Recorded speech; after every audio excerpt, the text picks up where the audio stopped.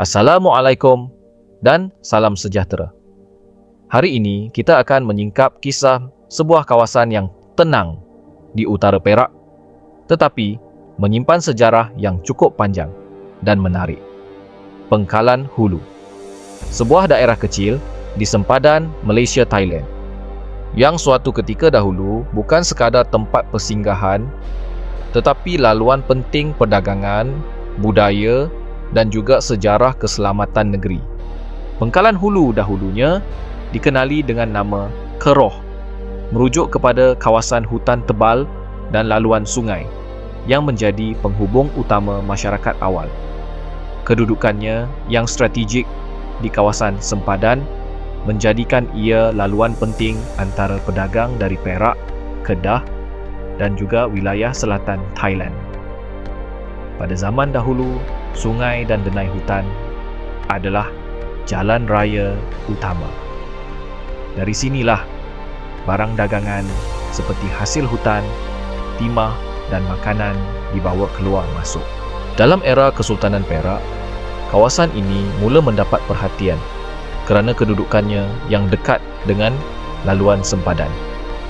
Pengkalan Hulu menjadi kawasan kawalan penting bagi mengawasi pergerakan masuk dan keluar di utara negeri Perak.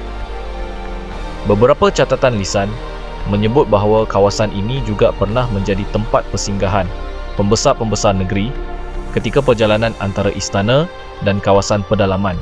Apabila British mula bertapak di tanah Melayu, kawasan sempadan seperti Pengkalan Hulu menjadi semakin penting. British melihat kawasan ini sebagai lokasi strategik untuk mengawal keselamatan dan perdagangan rentas sempadan. Pada masa ini, sistem pentadbiran mula diperkenalkan secara lebih tersusun. Jalan-jalan kecil mula dibina dan kawasan ini mula berkembang daripada hutan kepada penempatan kecil.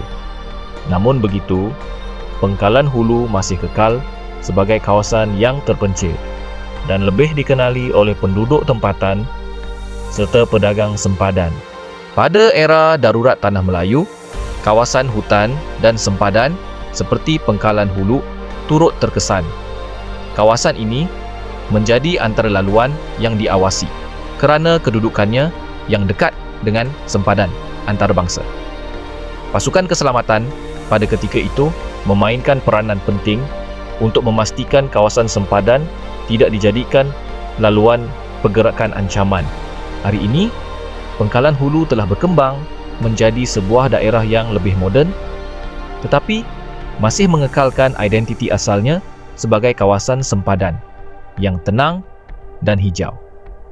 Ia kini terkenal dengan suasana alam semula jadi, udara yang sejuk serta kehidupan masyarakat yang harmoni.